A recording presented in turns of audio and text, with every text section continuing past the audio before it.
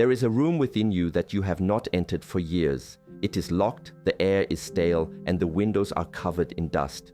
You know it is there. You can feel its heavy silence. This room is your own heart. Most will spend their entire lives living in the hallways, too afraid to open that door. They will miss the chance to let the clean air in. But this moment, this quiet morning, is an opportunity to find the key, to let a cleansing light enter and transform everything from the inside out. Don't turn away from this.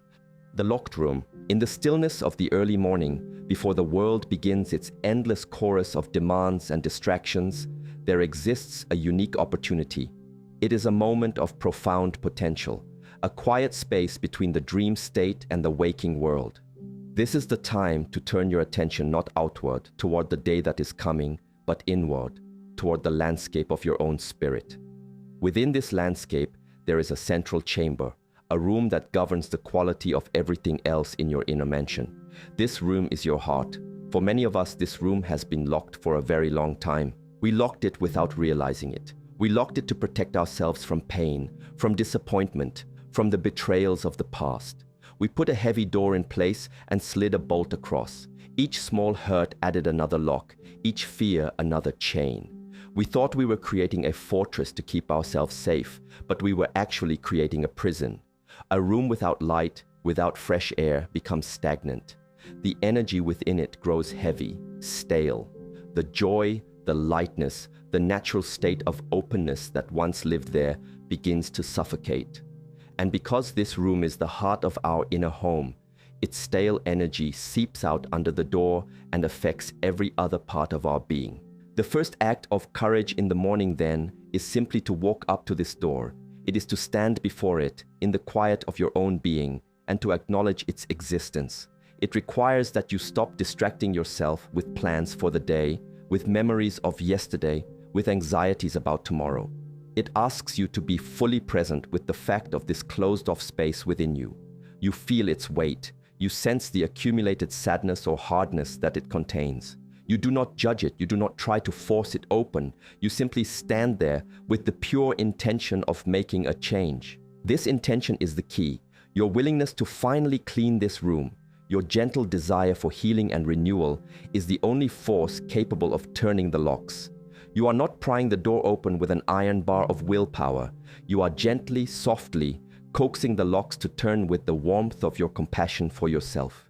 You say to this guarded part of you, I am here. I am not going to hurt you. I only wish to let some light in. This is the beginning of a profound inner alchemy. This simple, honest, and loving intention is the most powerful force in the universe. The door begins to creak open, perhaps only a small crack at first. This is enough. Through that small opening, a new element can begin to enter. You can call it by many names: the spirit of life, the universal consciousness, the cleansing breath of existence. Its name is not important. What is important is its function. It is a purifying force, an energy of pure, unconditioned love and acceptance that is always present, always available, waiting patiently for an invitation to enter. It never forces its way in. The choice to open the door, even a crack, must always be yours. This is the first and most vital step of your morning practice. This is the most honest work a person can do. It is more important than your career, more important than your worldly accomplishments. Because if this central room remains locked and dark, no amount of light in the other rooms will ever feel like enough. The whole house will feel cold. So the practice for today, in this very moment, is to simply find the courage to stand before that door, feel the handle in your hand, and with a quiet breath of compassion for your own journey, form the simple intention to let the light in. That is all that is required to begin, letting in light. Now that the door is ajar, you do not need to barge into the room and start frantically scrubbing. The work is not done by your own frantic effort. The cleaning is accomplished by the light itself. Your only job is to create the conditions for the light to enter and to do its work. Your task is to remain still, to hold the door open, and to allow this purifying essence to flow into the dark, stale spaces within you. This requires trust. It requires a release of the need to control the process. You are the one who opens the curtains. You are not the sun. The sun provides the light that illuminates the dust. Imagine this purifying spirit as a stream of liquid golden light or as a fresh, clean breeze. See it flowing in through the small crack in the door. It does not rush in violently. It flows in gently, respectfully. It begins to circulate in the room, touching every object, every corner, every forgotten memory stored there. It does not judge the clutter. It does not recoil from the darkness. It simply illuminates what is there. This is a critical point. The Spirit does not destroy the contents of your heart. It reveals them so that they can be healed and integrated, not exiled. As this light fills the room, the long-held knots of old pain, of resentment, of grief, begin to be seen for what they are. They are no longer terrifying, monstrous shapes lurking in the dark. In the gentle light of awareness, you can see that they are just old energies, bundles of thought and emotion that have become stuck. The light surrounds them. Its warmth begins to gently dissolve their hard protective shells. It does not do this with force, but with a persistent loving presence, like the sun melting ice. Your job is not to fight these knots, but to keep allowing the light to touch them. You will feel things during this process. As the dust is disturbed, as the old energies begin to dissolve, you might feel a pang of old sadness, a flash of forgotten anger. This is part of the cleaning. It is a sign that the process is working. Do not retreat and slam the door shut again. Simply stay with the feeling and continue to let the light do its work. Breathe into the discomfort. See it as a cleansing fire that is burning away impurities. It is not here to harm you. It is here to purify you. The pain you feel is not new pain. It is the feeling of old pain as it finally leaves your system. The most important practice here is to surrender. You surrender your resistance. You surrender your timeline for how long the cleaning should take. You surrender your idea of what a clean heart should look like. You simply hold the space open and allow the process to unfold in its own way, in its own time. You trust that this universal loving intelligence knows exactly what to do. Your ego, your striving, your analytical mind cannot accomplish this kind of deep cleaning. Only the pure, unconditioned spirit can. Your role is to be a willing, trusting, and patient host. Each morning, you open the door a little wider, letting in more and more light. This is a deep form of meditation. It is not an emptying of the mind, but a filling of the heart with a healing presence. In these moments of quiet allowance, you are undoing years of unconscious tension. You are actively cooperating with the force of life that always moves toward health and wholeness, if only we allow it to. Your single task is to get out of its way. Hold the door, trust the light, and let the room be cleaned from within by a power far wiser than your own. The rest will take care of itself. Cleansing the dust. As the light illuminates the room of your heart, you will begin to notice specific accumulations of dust. These are the ingrained patterns, the habitual ways of thinking and feeling that have clouded your spirit. The cleansing spirit does not just remove abstract pain. It works on the very practical day-to-day residue of a closed-off life. One of the thickest layers of dust is resentment. It is the residue of old arguments, old hurts, old injustices. It is like a thick, sticky film that covers every surface, dulling its true color and beauty.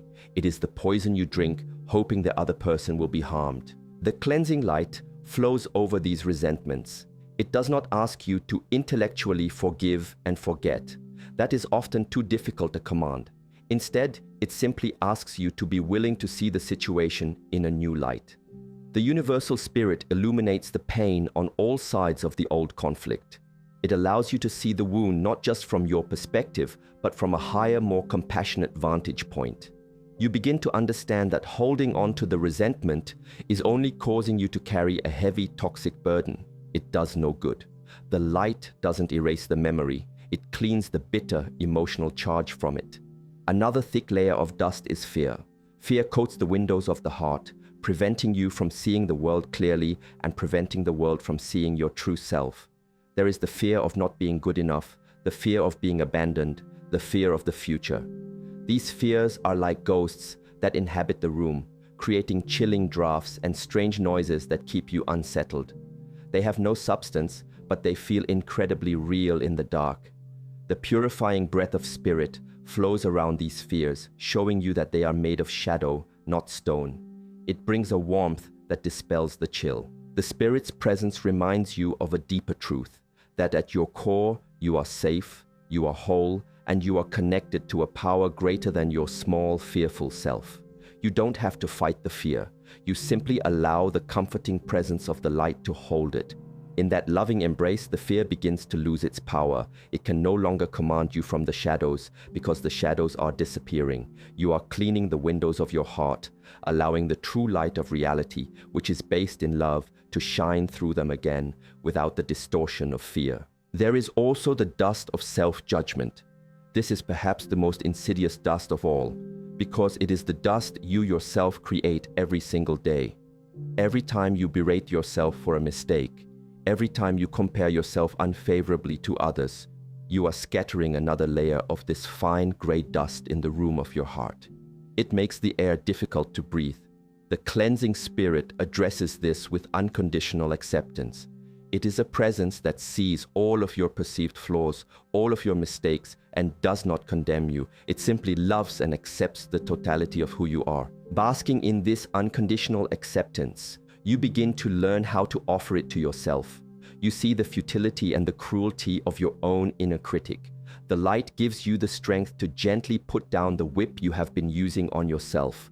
This is how the heart is cleaned, not through harsh scrubbing, but through the gentle, persistent application of light, acceptance, and a willingness to let go of that which has been weighing you down. You allow the cleansing spirit to do what it does best: purify, heal, and restore you to your natural state of clarity and peace. This is a very practical, not mystical process. The morning light reveals the dust in a physical room, and this prompts you to clean.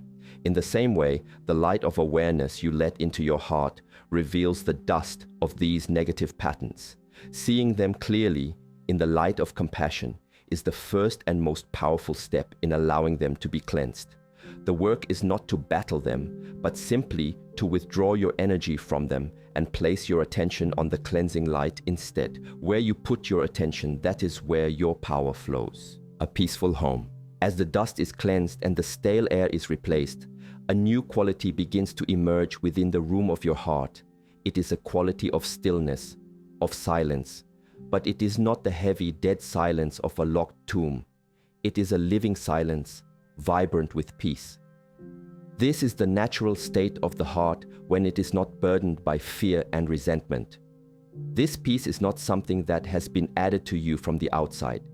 It is what was there all along, buried underneath the clutter. The cleaning process does not create peace, it reveals it. This peace is your true nature. This revealed peace has a profound effect on your entire being. It begins to emanate from the heart, flowing out into all the other rooms of your inner mansion. The anxious, chattering mind begins to quiet down, soothed by the tranquility that is rising from your core. Your physical body begins to relax. As the chronic tension caused by holding on to old hurts and fears begins to release its grip, you find yourself breathing more deeply, standing more tall. You are no longer operating from a state of inner conflict and agitation. You are operating from a solid, unshakable foundation of inner peace. This peace then becomes your shield and your guide as you move into your day. When you encounter a stressful situation at work or a difficult interaction with another person, you will find that you are not as easily thrown off balance. Before, the negativity from the outside world would immediately find a home in the chaos of your own uncleaned heart. It would feed the existing fear and resentment there.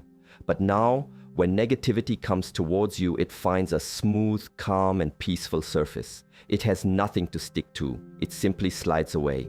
You can respond to challenges with clarity and wisdom, rather than reacting from a place of old wounds. This does not mean that you will never feel difficult emotions again. You are still human. The winds of life will still blow. But now, you are a deeply rooted tree, not a loose leaf. You can feel the wind in your branches, but you are not ripped from the earth.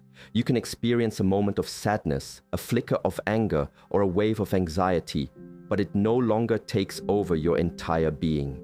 These emotions become like weather patterns passing through the vast, open sky of your peaceful heart. You can observe them without becoming them. You are the sky, not the weather. This state of being is the true treasure. It is the pearl of great price. All the worldly success, all the possessions, all the accolades are meaningless if you do not have a home of peace within yourself.